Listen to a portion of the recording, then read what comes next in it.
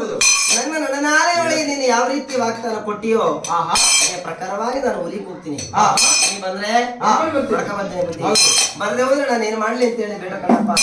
ಶುದ್ಧ ಮೂಡಲಾಗಿ ತೆರಿಗೆ ಕರವೆತ್ತಿ ಕೈ ಮುಗಿದು ಶಿರಬಾಗಿ ಶರಣಗಳನ್ನು ಮಾಡಿ ಏನುವಂತ ಮಲ್ಲಯ್ಯ ಹೋಗಿಬಿಟ್ಟು ಆ 77 ಹುಲಿಗಳ ಹೆಸರನ್ನ ಒಂದೊಂದಾಗಿ ಲಾಲಾಯಿಸಿ ಹೋಗ್ತಿರೋಣ. ಅಪ್ಪ ಕೌದಳ್ಳಿಗೆ ಕರಿ ಬರಗಾಬ, ಕೌದಳ್ಳಿಗೆ ಕರಿ ಬರಗಾಬ,